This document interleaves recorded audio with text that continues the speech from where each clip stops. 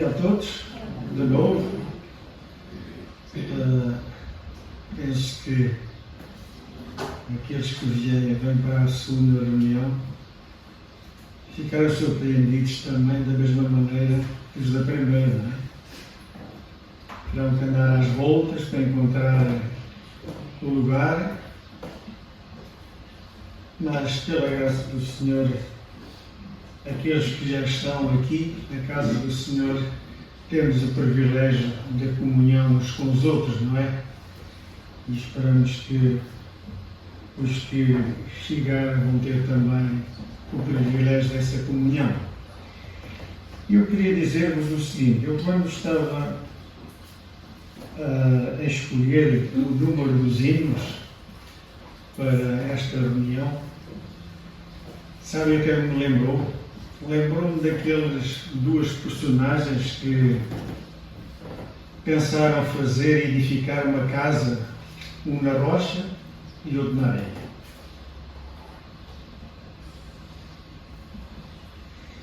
E acontece o seguinte: o da areia pensou, é fácil, Fábio dos alicerces é mais fácil do que na rocha, não é? Mas ambos construíram a casa. Mas infelizmente o da areia teve um percalço. Veio uma tempestade e a casa foi ao chão. Mas o da rocha, essa ficou firmada. E eu penso que é de facto a maneira como muitos ouvem o Evangelho dia a dia. Ouvem-no logo com muito apreço, mas de um momento para o outro esquecem-se.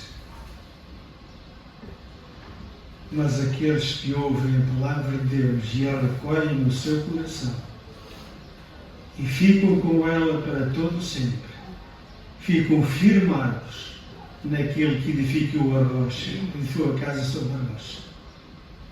E o hino que nós vamos iniciar o nosso culto fala de facto do alicerce.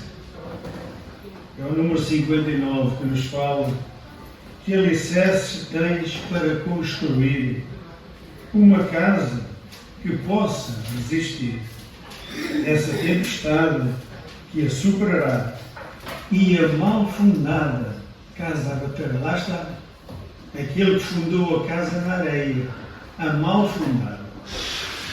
Mas o coro nos diz: nossa morada na rocha está, firme e segura sempre ficará. Quando o temporal sobre ela der, há de resistir bem ao seu poder. Edificada sobre a rocha. Damos graças a Deus que nós temos um Deus que é a rocha. E é nesta rocha que nós nos podemos firmar com alegria, com sinceridade de coração, sabendo que temos um Deus que sempre está perto de nós. E assim nós vamos entoar ao nosso Deus este hino de pé, os puderem, cantando com alegria, que a nossa rocha é aquela rocha que jamais será abalada.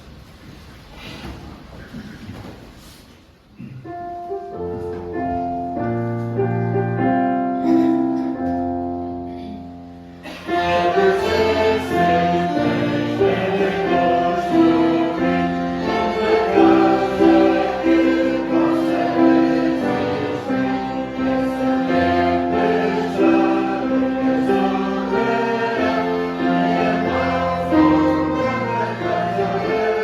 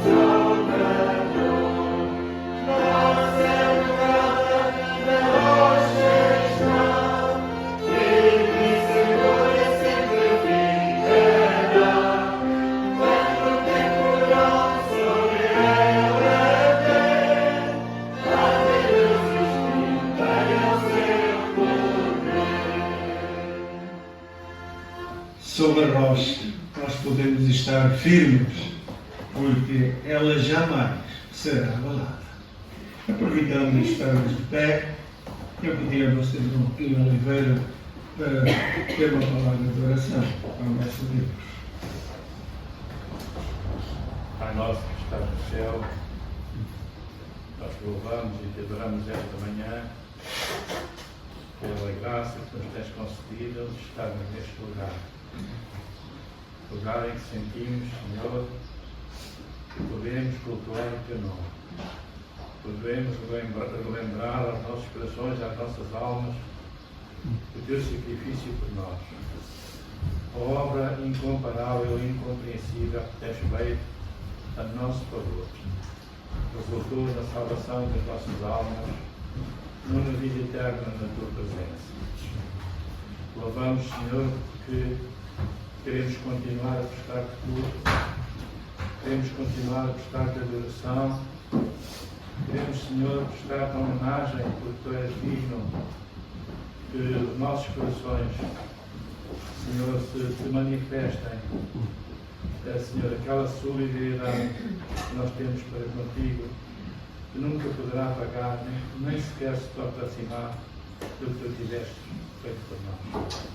Senhor, nesta manhã, também viemos aqui com o intuito de ouvir a tua palavra e aprendermos alguma coisa mais acerca de ti, fortalecermos mais as nossas almas, a nossa vida, que, Senhor, devemos estar mais atentos à tua vontade e para isso pedimos, Senhor, que tu abençoes, que tu inspires, que tu encorajes em mim o cérebro que vais usar para nos falar a tua vontade, para que possamos, Senhor, alcançar todos os objetivos por que viemos aqui.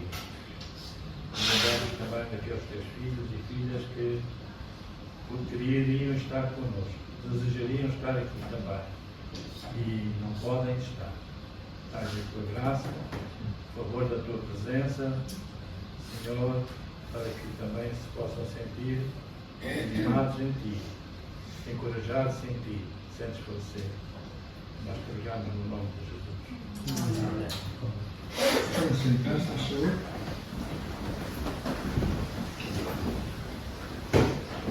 Quanto motivo de oração, peço que vão ser projetadas e anúncios. Não sei se há algum anúncio para fazer esta manhã. Se o Sobel tem alguma. Não? E anúncios, penso que são todos velhos, como diz o outro, não é? Mas graças a Deus por aquilo que realmente o Senhor tem feito em todos nós, pela saúde, muitas vezes debilitada, não é? Mas graças a Deus, o nosso Deus tem sido realmente o nosso ajudador, o nosso companheiro, que nunca nos vai abandonar, jamais. E assim nós vamos continuar o nosso culto de adoração ao nosso Deus e vamos ainda cantar um hino que é o 238. Meu Senhor de tudo sabe. De pé, se puder. Certamente sim. Com cuidados incansáveis, me protege a mim. Tudo quanto Deus permite, para meu bem será. Cada dia mais penoso, forças Deus dá. É de facto uma realidade. Só Ele nos pode dar a força que nós necessitamos. E vamos ter atenção a este hino, porque no final de todas as estrofes há 4 tempos que devemos estar. Vamos ver se vamos fazer de facto acompanhando os tempos da música.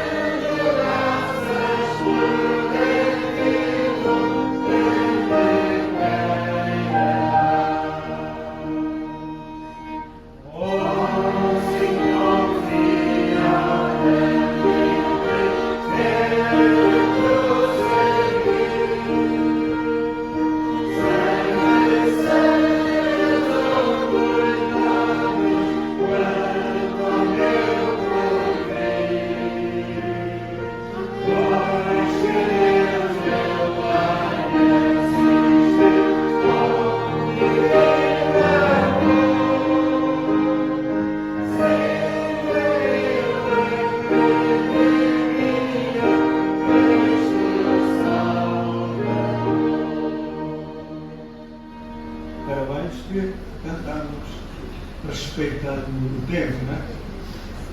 Graças a Deus, porque o Senhor manda cantar bem, né? Nós fazemos esse esforço muitas vezes, não acontece. Mas graças a Deus por aquilo que realmente Ele tem colocado em nossos corações. E agora chegou a altura, podem sentar-se, faz favor, de termos uma participação. Eu vou aqui desinfetar isto. Desde já agradeço ao ministro que aceitou o meu pedido. Realmente o Senhor a possa abençoar naquilo que ela vai transmitir para nós e que possamos tirar proveito daquilo que realmente o Senhor tem para nós.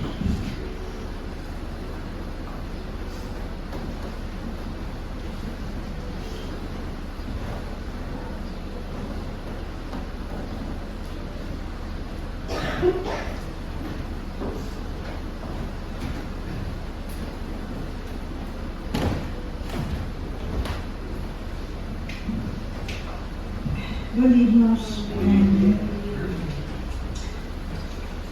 Há hinos tão belos, tem uma mensagem tão profunda dos missionários que, de facto, eu penso que já fica tão cheia com esta letra que nós cantamos que, enfim, não por mais. Há 2 versículos que são muito importantes, que têm sido muito importantes na minha vida, e eu queria começar por partilhá-los convosco, porque de alguma forma introduzem o texto que eu vou ler. Encontra-se no Salmo 33, eu vou ler, no Salmo 33, versículo 18. Falam sobre a presença do Senhor e a sua companhia a cada dia da nossa vida aqui. E diz assim: eis que os olhos do Senhor estão sobre os que o temem, sobre os que esperam na sua misericórdia. E mais à frente fala-se de novo dos olhos do Senhor que dizem: estão sobre os justos, e os seus ouvidos atentos ao seu clamor. E eu vou ler uma passagem, uma meditação do livro da Clélia Barros, pessoal, que vai ao encontro destes 2 versos. Deus é como um lugar seguro, um lugar espaçoso, quer no aperto da angústia, quer nos dias da alegria. Imagina uma muralha que não é possível ser derrubada, que não abre brechas, que nada nem ninguém consegue abalar minimamente. Agora, coloca-te do lado de dentro dessa muralha. Sente a segurança da presença de Deus, admira a sua grandeza e observa o seu poder. As mãos de Deus que sustentam e guiam a tua vida são assim, onipotentes, omniscientes e omnipresentes. É assim que se revela o amor de Deus, o Deus de amor, um dia após o outro. Vive um dia de cada vez entre ti e teu Senhor. Não há caminho pelo qual Ele te envie sem seguir a teu lado. Ele é a tua fonte inesgotável de ânimo, de força, de coragem e de alegria. A vida cristã é como uma corrida de longa distância e, na verdade, uma corrida através do deserto. E há um verso que diz assim: Ele sabe que andas por esse grande deserto. Em Deuteronômio, capítulo 2, versículo 7. O Senhor conhece a tua vida, sabe como é grande o teu deserto e comprida a tua estrada. Conhece a intensidade do sol, o desgaste, o cansaço, o teu esforço de tentares firmar os teus pés sobre a areia. Ele sabe que há ciladas no deserto, areias movediças e serpentes. Ele sabe que tens fome e que sentes sede nesta terra sem pão e sem água. Ele vê a tua solidão na noite da prova. Ele sabe onde tu estás. Bem, por um só momento te perde de vista. Ele controla o fogo do sol da prova e estende a noite com a sua sabedoria. No sol e na escuridão tem os teus propósitos, acredita, os teus pensamentos para ti. Senhor, Tu és aquele que me vês aqui no deserto, quando as minhas lágrimas distorcem a minha visão e o calor intenso do sol da prova me entorpece os sentidos, o raciocínio e a resistência. Mas Tu vens, Pai de amor, tomas-me para Ti, abrigas-me à sombra das Tuas asas, encontras-me e levas-me nos Teus braços eternos através deste deserto. Sei que jamais ficarei aqui só. E quando a dor e a angústia forem tais que me impeçam de Te ver nitidamente, recorda-me, Senhor, que és Tu aquele que me vês e que os Teus olhos estão sobre os justos e os Teus ouvidos atentos ao seu clamor, ao meu clamor. Obrigada, porque neste lugar deserto estás sempre perto, Senhor.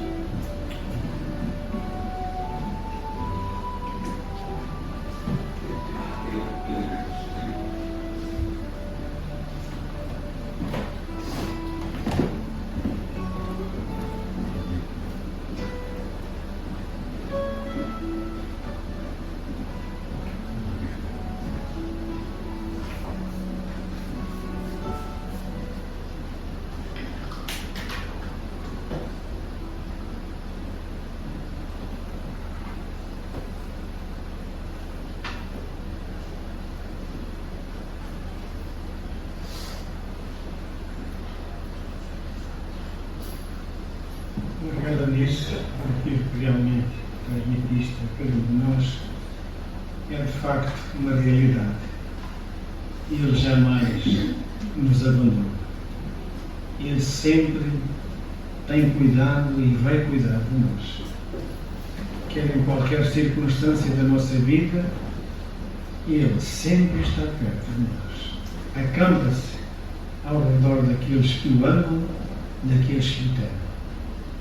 E é neste sentido que nós nos podemos achegar a Ele, agradecidos pela sua real companhia a cada instante da nossa vida.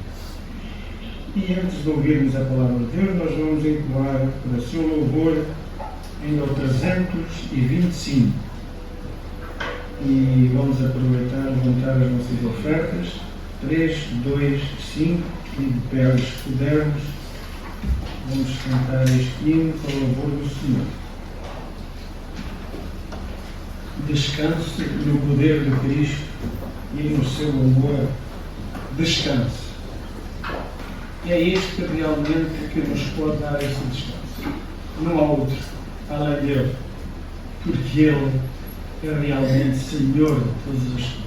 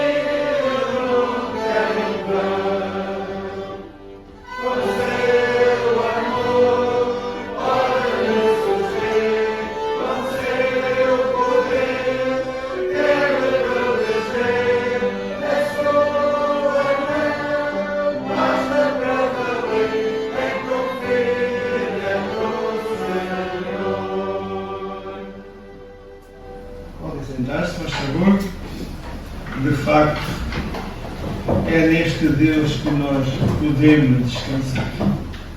Descansar no seu poder. O início destas estrofes diz: descanso no poder de Cristo. Descanso no poder de Cristo. E descanso no poder de Cristo. 3 vezes que repete aqui. Descanso.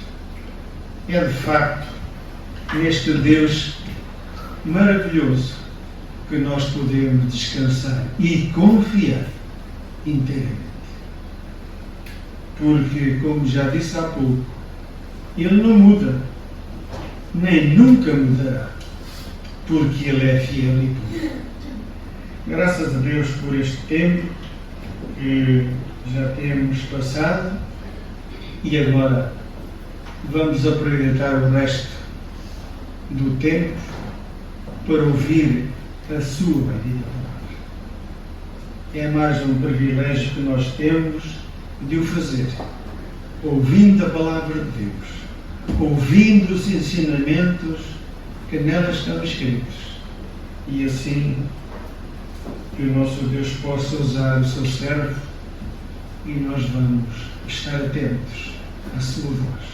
Eu vou agora limpar isto para o index não ficar afetado.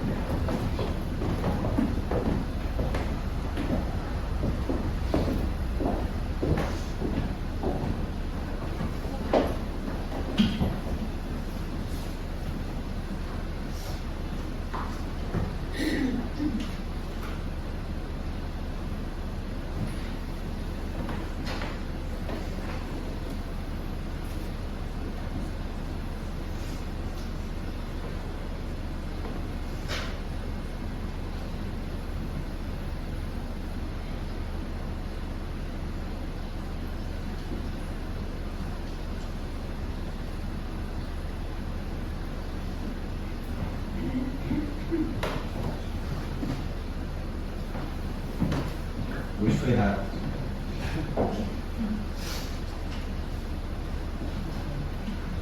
Bom dia, igreja. Que a graça e a paz do nosso Senhor e Salvador Jesus Cristo esteja com todos nós hoje e sempre. É bom estar de volta. É bom poder falar de coisas novas, né? Que não são tão novas assim. Depois nós vamos ver um pouquinho mais de detalhe com relação a isso. Mas eu quero dar continuidade ao que nós já temos falado. Falamos de algumas coisas e eu vou relembrar aqui rapidamente, como eu tenho o hábito de fazer. Falamos sobre coisas velhas e coisas novas. Coisas que a igreja se apega e já deveria ter deixado ir embora há muito tempo. E outras que deveriam fazer parte da igreja e não fazem, por questão de tradição e outras coisas. E outros problemas ou outras questões. Falamos de unção, capacidade que Deus concede através do Espírito Santo para que determinadas funções sejam feitas com excelência, da maneira como Deus quer, da maneira que agrada a Deus. Falamos sobre avivamento bíblico, avivamento, unção de Deus para que a igreja se transforme, para que a igreja possa se desenvolver da maneira como Deus quer. Não é avivamento de qualquer jeito, é avivamento bíblico. Falamos sobre pregação expositiva. Pregação expositiva, quando não é o pregador que fala, é a Bíblia que ensina. É a Bíblia que fala através da boca dos homens. A Bíblia ensina, é a Bíblia que narra, é a Bíblia que mostra à igreja o caminho, e não alguém que tenha essa direção. Falamos sobre relacionamento entre irmãos, comunhão, fraternidade, preocupação com o outro, desejo de viver em coletividade. Eunice falou, ele é um texto agora da Clarice Barros relacionado ao deserto. A dificuldade que nós temos de caminhar nessa vida que é complicada. Por isso que Deus criou a igreja. Por isso que Deus quer que nós andemos juntos. Porque andar junto no deserto é mais fácil. Essa é a questão do relacionamento entre irmãos. E hoje eu continuo, vou falar sobre oração. Quero falar, e eu tenho falado com vocês, sobre pilares sobre os quais a igreja deve ser construída. Um deles é a oração. Quando esses pilares não estão bem cravados sobre a rocha, a igreja não caminha bem. A oração é um deles. Deixa eu te falar uma coisa, você ora? Muito? Pouco? Mais ou menos? Como é que anda a sua vida de oração? Anda bem ou anda mal? Deixa eu te fazer uma brincadeirinha. Mas até que o meu irmão fez há pouco tempo lá no Brasil. Imagina que nós temos uma revelação de que Jesus volta daqui a 2 semanas. Já imaginou o clamor, meus irmãos? Todo mundo de joelho aqui, uma maravilha, peregrinação de joelhos pela igreja, aquela oração, aquele fervor, aquela maravilha. Oh, glória a Deus, volta, Jesus, me leva, não aguento mais. Aí passam as 2 semanas e Jesus não volta. O que acontece? Todo movimento se desfaz. A nossa oração, ela normalmente é guiada por determinados estímulos. Quando eu tenho necessidade de que algo aconteça na minha vida, eu oro mais. Quando tudo caminha bem, eu não oro tanto assim. Eu lembro que uma vez eu tive uma dificuldade, já contei isso aqui, em um emprego no escritório de advocacia lá no Brasil, que eu sonhei anos em ir para lá, naquele lugar, eu consegui. E muitas dificuldades, eu lembro que eu aproveitei um dia o horário do almoço e eu fui até uma igreja batista que ficava aberta no centro do Rio, lá na Baixa. E eu falei, bom, vou entrar aqui e vou orar, porque eu sei que só tem um que pode resolver o meu problema. E eu comecei a orar ali e tal. Quando eu olhei, já havia passado 1 hora, eu não havia notado. Eu falei, nem dá mais para almoçar, vou voltar para o trabalho. Quando as coisas vão mal, parece que gera um estímulo para que eu ore mais. E quando as coisas vão bem, parece que eu esqueço do Deus da bênção. Essa é a dificuldade da oração. Isso é complicado. Vamos lá. Olha que bonitinho, alguém aí a orar. Nem sempre nós conseguimos fazer isso da maneira como Deus quer. E sem oração, meus irmãos, a igreja morre. Sem oração, não há unção. Não há avivamento bíblico. Não adianta. Não há pregação expositiva. Não funciona. Não há relacionamento entre irmãos. Não há mágica na igreja. Não existe isso. Homens e mulheres caminham com Deus através da oração. Definição de oração do teólogo Wayne Grudem, um americano. Ele fala que oração é a comunicação pessoal com Deus. E ele usa alguns exemplos e outros teólogos utilizam exemplos no seguinte sentido. Pensa num amigo. Se você conversa muito com um amigo, você tem intimidade. Se você não conversa tanto com esse amigo, você não tem tanta intimidade assim. A intimidade vem através do diálogo. E como é que eu quero ter diálogo e intimidade com Deus se eu não converso com Ele? A oração é um modo de conversar com Deus. Esse é o correto. É quando eu procuro ter intimidade com Deus. Eu quero ter intimidade com Ele.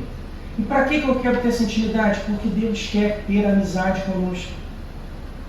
Deus quer um relacionamento próximo. Só que eu preciso conhecê-lo. E para conhecer alguém, eu preciso conversar com Ele.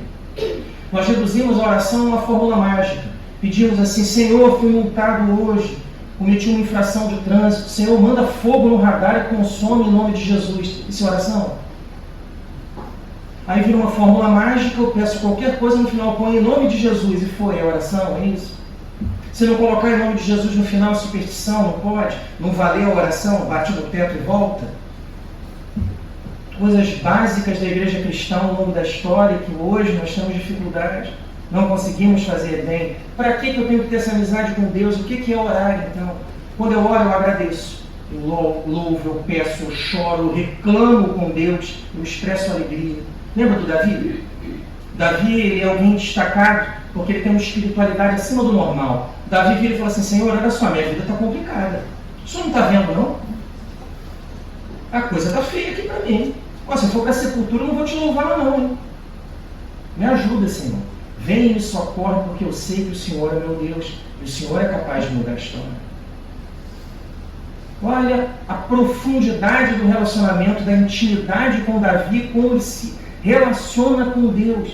Davi, ele primeiro que diz assim, o Senhor é o meu Deus. Ele fala assim, não é o Deus de Israel. Ele fala assim, o Senhor é o meu Deus. O Senhor é meu amigo. O Senhor cuida de mim.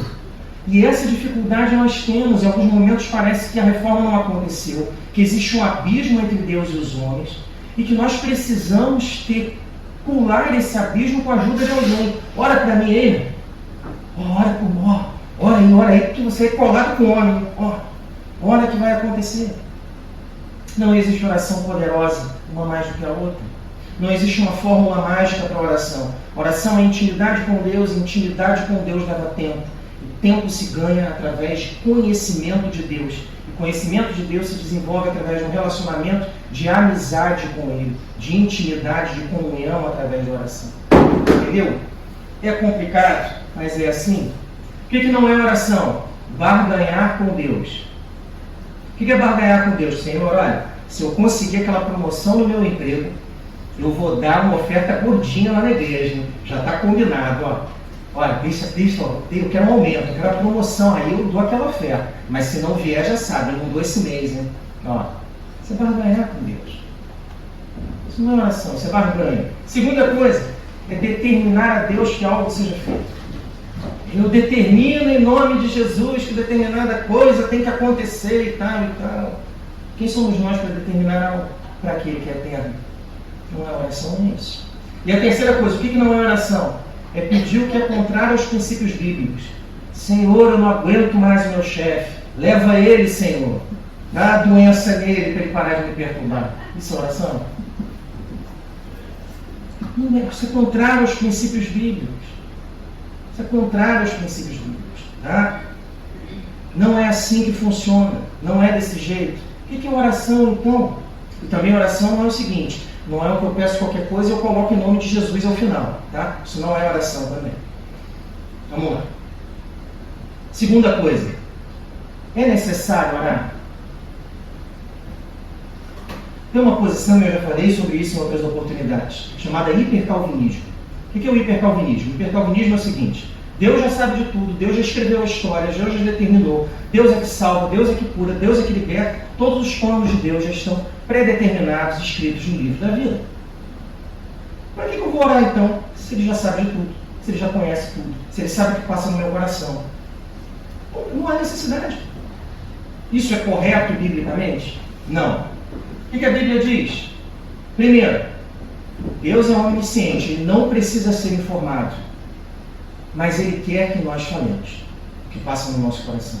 Primeiro, porque Ele gosta de ouvir. E segundo, quando eu falo, a minha alma se liberta do peso. Quando eu falo, eu sou curado. Então você precisa orar, embora Deus saiba de tudo, Ele não precisa ser informado, mas Ele quer que você diga. Segunda coisa, Deus é soberano, Ele controla todas as coisas, mas Ele se compadece da oração do justo. Quando nós oramos, Deus ouve, e em determinados momentos a oração transforma a realidade. Como é que isso acontece? Não sei, eu vou entrar na fila e vou perguntar lá quando eu chegar na eternidade. Também não sei. Terceira coisa, Deus quer que oremos. Deus quer que nós oremos, Deus quer que a igreja ore. Deus gosta de ouvir a sua voz em oração. Deixa eu te falar uma coisa. Tem um livro chamado Crônicas de Nárnia, do C.S. Lewis. Viu, Flávio? Não falei que eu ia falar de Crônicas de Nárnia? Hoje eu consigo. Crônicas de Nárnia é um livro de ficção de um escritor que também era teólogo, chamado C.S. Lewis, em inglês. E ele optou por escrever um livro no qual ele pudesse abordar o tema da salvação de uma forma que pudesse alcançar as crianças. E ele escreve esse livro, Crônicas de Nárnia, e ele usa basicamente a metáfora de um grupo de jovens que são transportados a um mundo chamado Nárnia. Nesse mundo eles encontram uma série de perigos, uma série de dificuldades, e eles ganham equipamentos especiais e proteção de alguém chamado Aslan, que é um leão. Esse Aslan, ele é a representação de Cristo nesse mundo. Tá?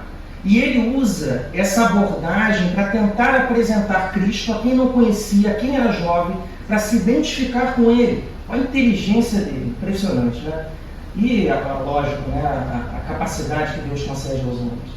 Em um dado momento desse livro, é o Sobrinho do Mago, que compõe essa sequência das Crônicas de Nárnia. Há um diálogo em que o grupo das crianças chega a um determinado local e a refeição deles não está pronta.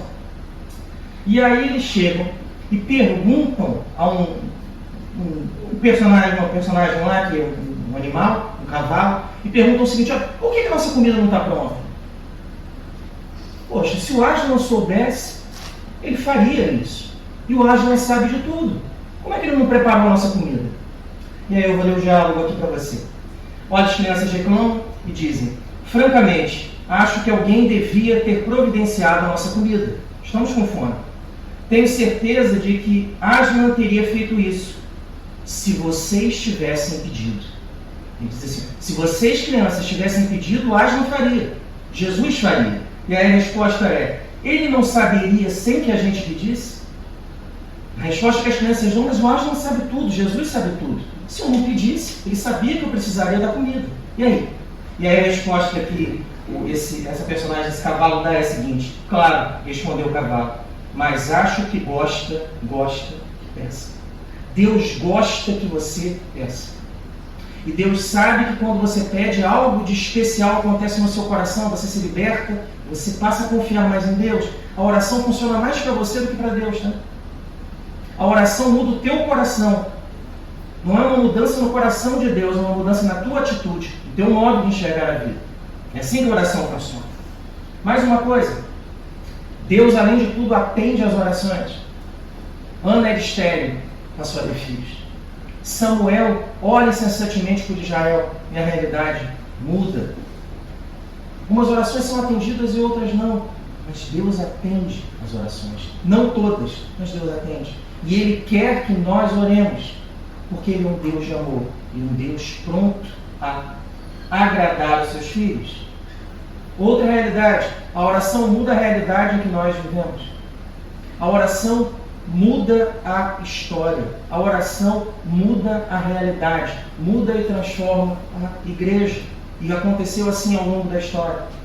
Sabe por quê? Porque determinados eventos só vão acontecer se você orar. Determinadas coisas só vão acontecer se você orar. Deixa eu te explicar isso da maneira mais simples possível. Deus escreve a história. Determinados atos vão acontecer, quer você ore, quer não. Determinadas histórias vão acontecer, determinadas narrativas e eventos vão acontecer na nossa vida e na história da humanidade. Mas Deus determinou na sua sabedoria que determinados eventos só vão acontecer se você orar. Se você não orar, não vai acontecer. Se você não fizer a sua parte, não funciona. Agora, o que Deus determinou se fosse feito assim? Não sei.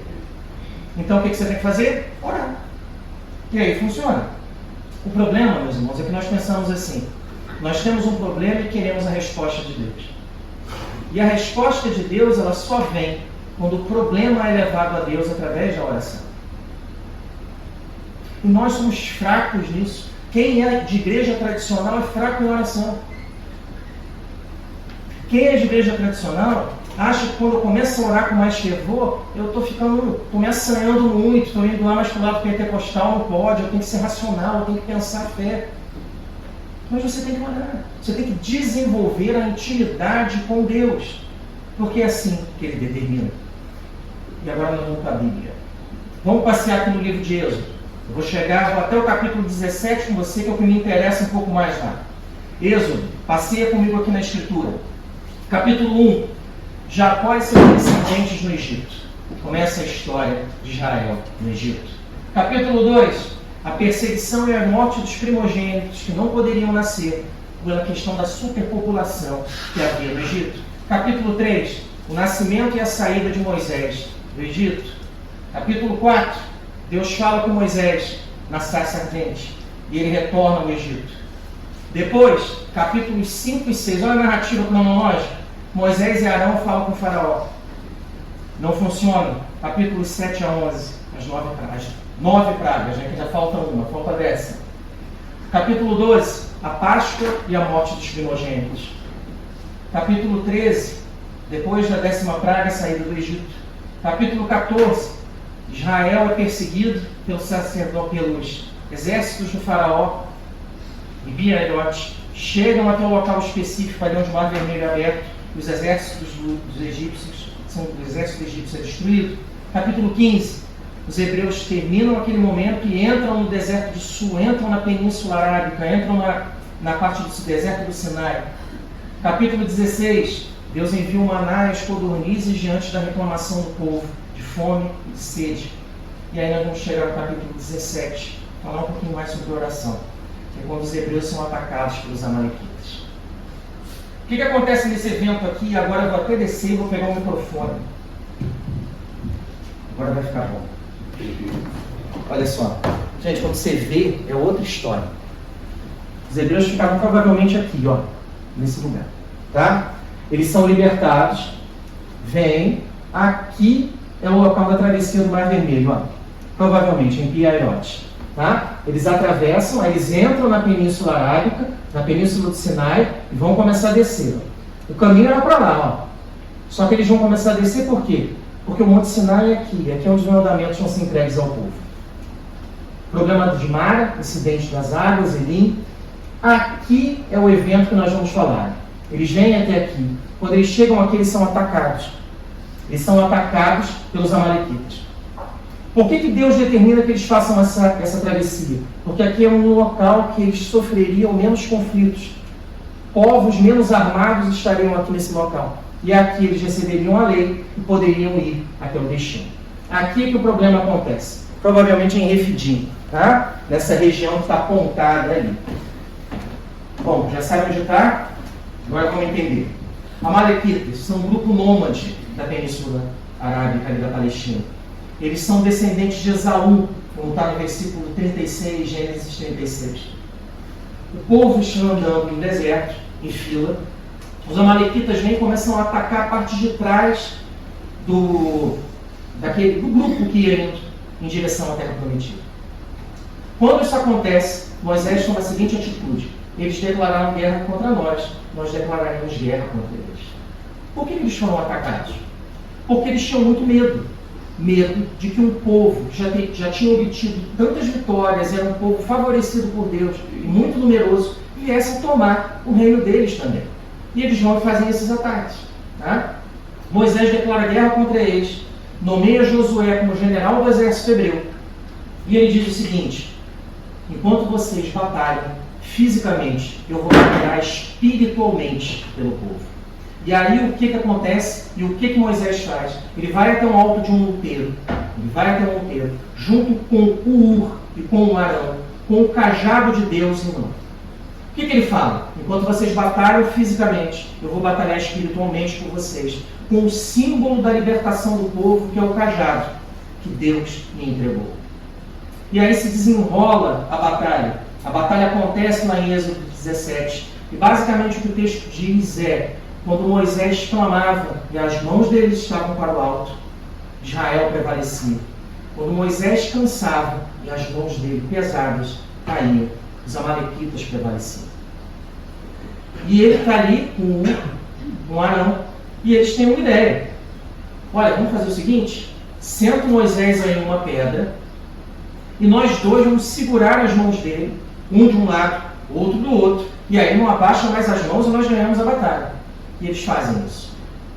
E aí, eu achei uma coisinha simpática aqui para tentar ilustrar. Ur e Arão a segurar as mãos de Moisés, ele com o cajado de Deus. E aí, finalmente, depois de uma extenuante batalha, os hebreus vencem os amalequitas.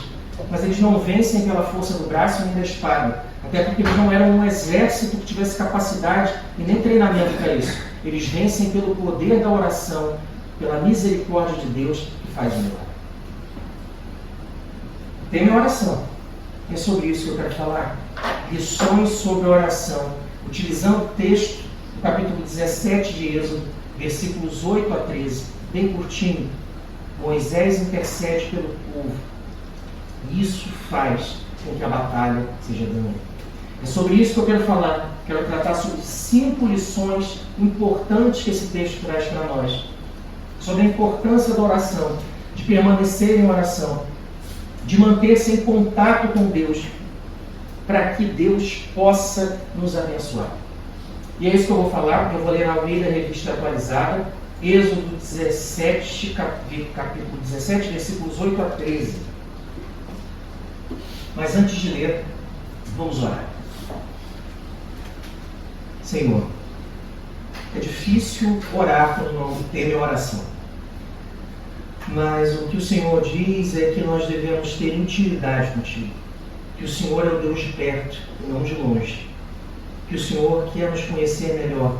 Já nos conhece melhor. Mas o Senhor quer que nós tenhamos intimidade contigo. Faz assim, Senhor. Muda o nosso coração para que nós possamos entender que as relações humanas não podem se comparar com a relação que temos contigo. Que o modo pelo qual devemos nos relacionar com o Senhor é diferente. O Senhor é um Deus de amor, um Deus que cuida e um Deus que atende às orações. E é isso que nós cremos e é isso que pedimos. Atende a nossa oração, Pai, para que o Teu Espírito inunde a Tua igreja e as nossas vidas sejam transformadas em nome de Jesus. Amém. Diz a palavra do Senhor para nós aqui, meus irmãos. Êxodo 17, 8 a 13. Almeida Revista Atualizada. Então veio Amaleque e pelejou contra Israel em Refidim. Esse é o ataque feito ao grupamento israelita que se dirigia à terra prometida. Versículo 9. Com isso, ordenou Moisés a Josué: escolhe os homens e sai, e peleja contra Amaleque. Amanhã estarei eu no cimo do outeiro, e o bordão de Deus estará na minha mão. Fez Josué como Moisés lhe dissera, e pelejou contra Amaleque. Moisés, porém, Arão e Hur subiram ao cimo do outeiro. Quando Moisés levantava a mão, Israel prevalecia. Quando, porém, ele abaixava a mão, prevalecia Amaleque. Ora, as mãos de Moisés eram pesadas. Por isso, tomaram uma pedra e a puseram por baixo dele, e ele nela se assentou. Arão e Hur sustentavam-lhe as mãos, um de um lado e outro do outro. Assim lhe ficaram as mãos firmes até ao pôr do sol. E Josué desbaratou a Amaleque e a seu povo a fio de espada. Separei aqui 5 lições, meus irmãos, baseadas nesse texto. Esse texto que fala sobre a importância da oração e o que nós podemos aprender com o exemplo de Moisés, com a intercessão de Moisés, com o poder da oração. Oração que é definida por alguns teólogos como a maior ferramenta cristã na Terra. O que nós podemos aprender com esse texto? Que lições são essas sobre oração? Primeira é essa: quando as dificuldades vierem, haja e ore. Vou repetir: quando as dificuldades vierem, haja e ore. Tem uma coisa que me assusta no cristianismo, que é o seguinte. Vou dar um exemplo. Isso aqui está aqui no chão, ó. O lugar dele não é aqui. O que você tem que fazer? O lugar dele não é aqui, vocês sabem. É aqui. Aí eu tenho que fazer isso aqui, ó. Me assusta quando a igreja fala, eu vou orar. Tem coisas que são óbvias. Você tem que pedir orientação a Deus para tudo que você faça. Mas tem coisas que você deve agir também. Às vezes você fica paralisado. Você fala, eu não sei, estou com muita dúvida, eu vou orar. Eu vou orar. Coisas que você tem que fazer. Olha o que Moisés faz. Ele sofre um ataque, versículo 8. Então veio Amaleque, os amalequitas vão lá e pelejou contra Israel em Refidim. Eles sofreram um ataque pela retaguarda. O que Moisés faz? Aí está escrito aqui, e Moisés orou ao Senhor. Aqui, olha o que ele faz. O povo declarou guerra contra mim. Se o povo declarou guerra contra mim, eu declaro guerra contra o povo. Ele agiu. Ele fez o certo. Ele agiu de maneira correta. Só que ele vai buscar Deus na oração também. Olha aqui. Com isso ordenou Moisés a Josué. Josué, vai lá. Você vai ser o general. Escolhe-nos homens e sai e peleja contra Amaleque. Amanhã estarei eu no cimo do outeiro e o bordão de Deus estará na minha mão. O que ele diz é o seguinte, olha, vamos fazer a nossa parte, porque Deus sempre faz a dele. Se não for da vontade dele, ele vai fechar a porta. Isso aqui não precisa. Olha, o lugar dele é aqui. O lugar dele é aqui. Você vê uma idosa, ela vai cair na rua, você, peraí que eu vou orar. E levantar, se ora. A geladeira está aberta, você vai orar? Tem que fechar a geladeira. Tem coisas que são óbvias. Tem coisas que o próprio Espírito de Deus clama dentro de você, que você faça de determinada forma. Esperar, às vezes, não é opção. Esperar, às vezes, é se esconder atrás de algo que você está dizendo que é Deus. Não é, é a sua covardia. Tem coisas que nós devemos fazer. Tá? Quando o problema vier, haja e ore. Faça as duas coisas.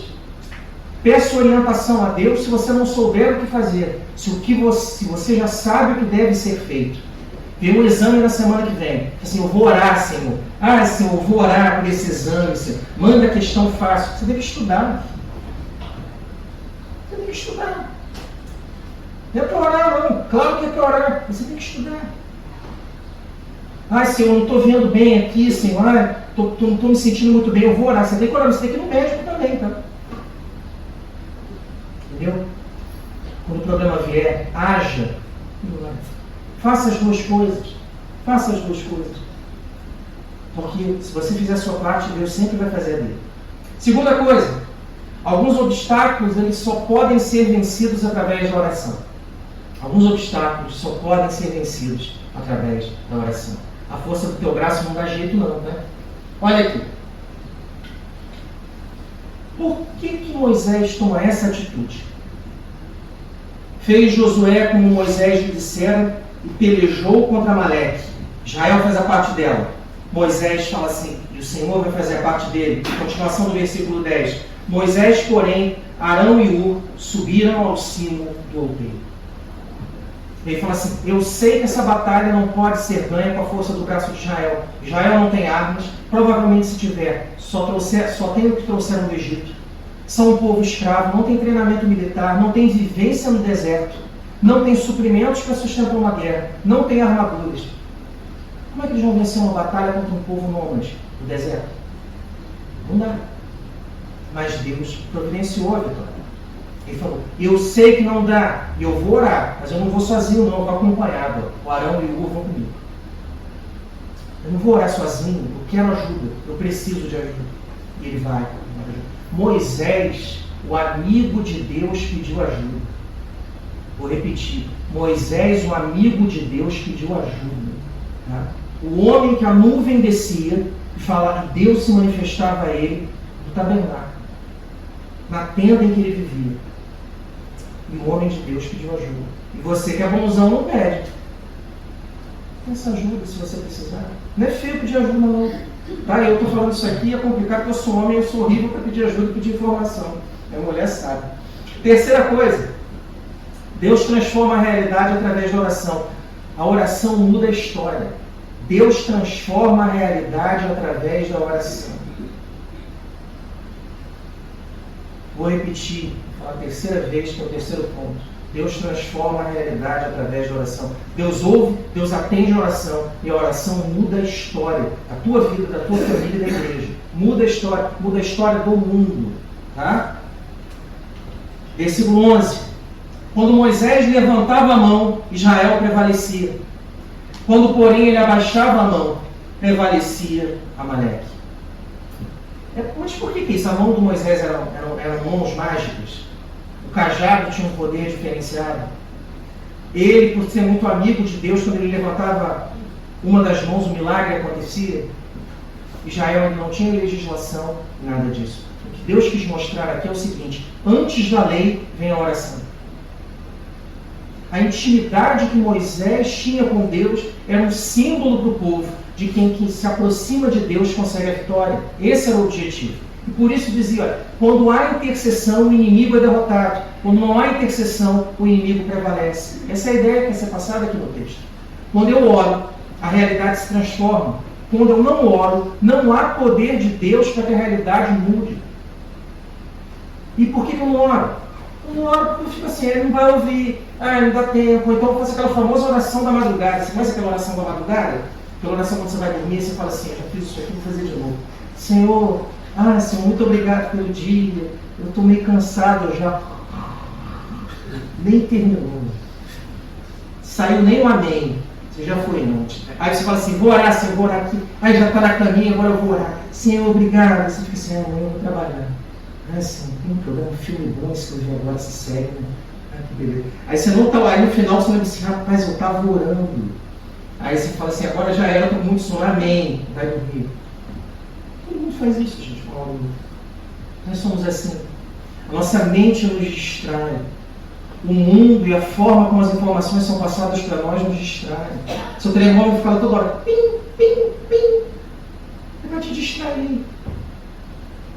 É para te distrair. E você não pensar no importante, isso aqui, que Deus transforma a realidade através da oração. Não deixa de orar, não. Quarta lição. Persistir em oração não é fácil. Peça ajuda. Persistir em oração não é fácil. Não é fácil orar. Não é fácil orar continuamente.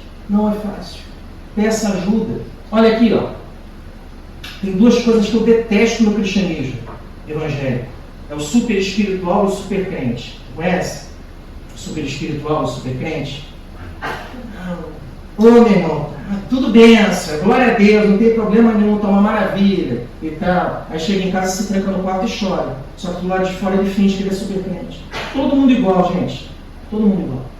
Ninguém é super crente, não. Todos são iguais. Todos têm os mesmos problemas. Todos têm as mesmas dificuldades. Todos falham com Deus. O nosso merecimento, sabe qual é? Bilhete só de ida de primeira classe para o inferno. O que nós temos de diferente é que Jesus morreu por nós para que isso não acontecesse. E quando ele faz isso, ele diz o seguinte: mude o seu comportamento, a sua vida, faça diferente, seja exemplo para os outros, você não é melhor do que ninguém. Aí quando eu vejo um que é super crente, então eu fico chateado com isso. Olha Moisés era um super crente, recebeu a lei, o rosto dele resplandecia, ele viveu ao lado de Deus durante muito tempo, chegou no céu, deve ter tido um festão ali, ele foi promovido, quando ele chegou ele foi promovido, imagina a alegria quando Moisés chegou. Jesus falou assim: rapaz, eu estava te esperando aqui para te dar um abraço, você demorou para subir aqui, o que aconteceu? Olha só, o homem de Deus, o super poderoso da fé do Velho Testamento, o homem da lei, olha o que ele faz. Ele é fraco, ele é homem, ele é como nós, é difícil persistir em oração, a cabeça pesa, o braço pesa, a mão cansa, você fica ali pensando, você está olhando para a Bíblia e pensando em outra coisa. Olha aqui o que ele fala. Olha, as mãos de Moisés eram pesadas, o dia inteiro orando não é fácil não, por isso tomaram uma pedra e a puseram por baixo dele, e ele nela se assentou. Arão e Hur sustentavam-lhe as mãos, um de um lado e o outro do outro. Assim lhe ficaram as mãos firmes até o pôr do sol. Você entendeu por que o Moisés subiu acompanhado? Você entendeu? Ele foi acompanhado porque ele falou assim: sozinho não dá. Aí você e eu, às vezes, achamos que somos isso aqui, ó. Ah, sozinho eu consigo. Deixa comigo. Eu sou crente mesmo. Sou do sangue do Cordeiro. E quando apertar e complicar para você na vida, você vai precisar de ajuda. Ninguém aguenta as coisas na vida só. Por isso que Deus criou a igreja. Sabe aqueles pedidos de oração que nós colocamos aqui? Te perguntar com sinceridade.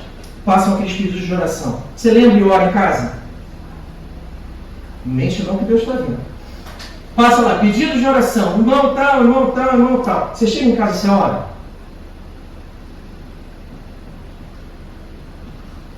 Tá? Ninguém é super crente. Todo mundo é igual. Todo mundo tem problema. Tem seu dia de tristeza, seu dia de choro, seu dia de dúvida na fé, suas dificuldades. Senhor, está complicado aqui. Tem dia que você acorda. Hoje eu não quero ir na igreja, não, estou meio chateado. Todo mundo é igual, gente. Só que o que nos une é muito mais do que as diferenças que nós temos. Nós somos unidos por Cristo. Ele fez isso para que nós vivamos em comunhão. Não é fácil viver em oração. Não é fácil persistir em oração. Peça ajuda. Quinta e última lição. Deus atende às orações do seu povo. Olha aqui. Deus atende às orações.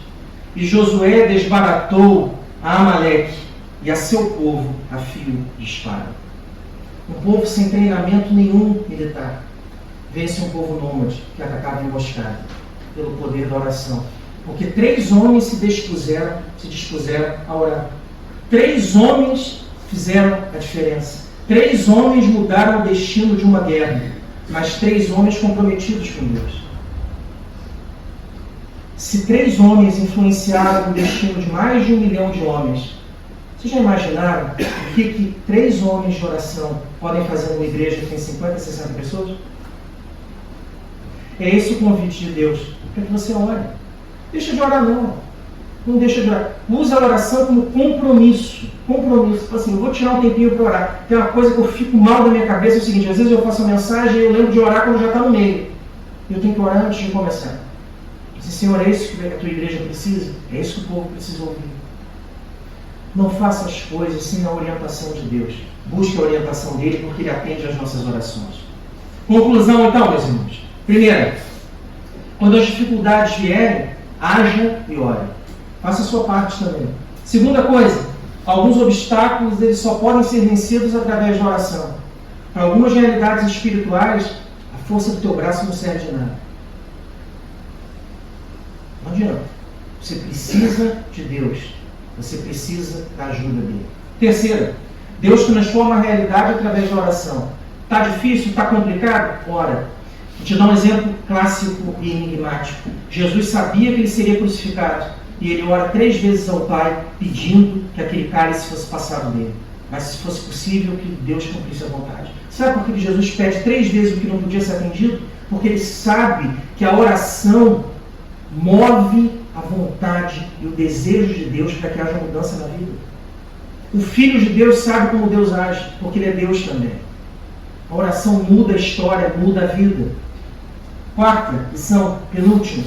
Persistir em oração não é fácil. Peça ajuda. Você não é super crente. Ninguém é. Moisés não era. Paulo não era. Pedro não era. Todos eles eram homens falhos. Elias. Todos eles se refugiavam em Deus. Faça isso também. Busque Ele em oração. E a quinta lição aqui é que Deus atende às orações do seu povo. Deus atende, como nós clamamos. Deus atende, Deus ouve a nossa voz. E Deus Ele quer nos abençoar. Meus irmãos, não adianta. Pouco oração, pouco poder. Muita oração, muito poder.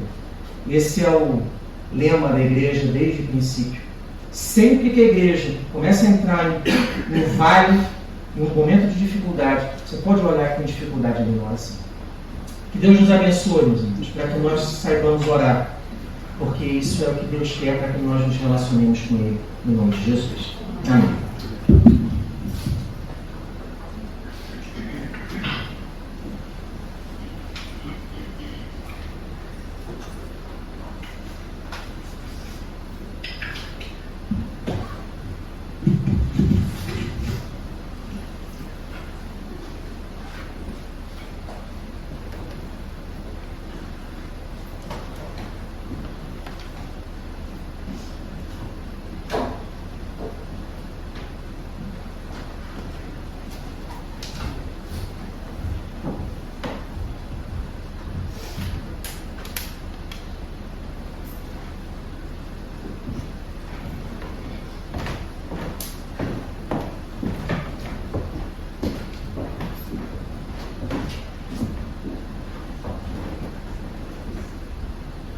Anderson, porque já me tirou o trabalho de dizer que essa noite aqui.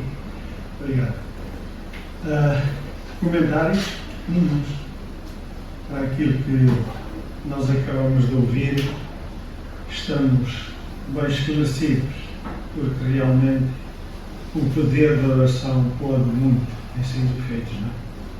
Por isso, obrigado, porque foi momentos de refrigério para nós ouvirmos os conselhos que a palavra de Deus tem para nós, a todo instante.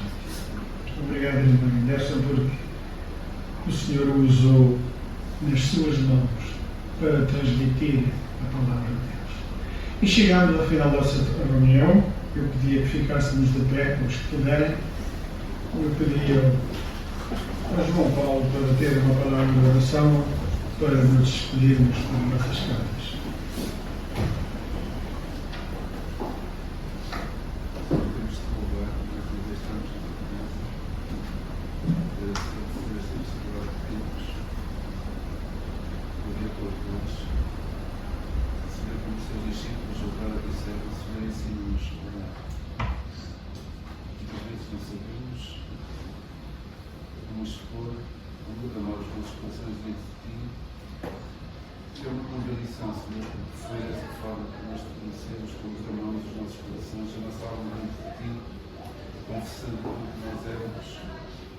Todas vezes nos esquecemos, Senhor, como fazer agora. Os seus discípulos pediram, nós também pedimos, ensina-nos a orar. E, Senhor, como nós ouvimos hoje, a palavra também nos diz que nós orarmos sem cessar. Precisamos, Senhor, da tua ajuda. Precisamos, Senhor, que nos dês essa consciência que nós, sem ti nada somos, sem ti nada podemos fazer, e tudo dependemos de ti. E que, Senhor, precisamos de orar para assumirmos diante de ti isso mesmo. Senhor, continua a falar ao nosso coração do que pedimos hoje, esperamos do teu paz. Nós te pedimos no nome do Senhor Jesus. A todos desejamos um bom dia e que a paz do Senhor seja com todos nós.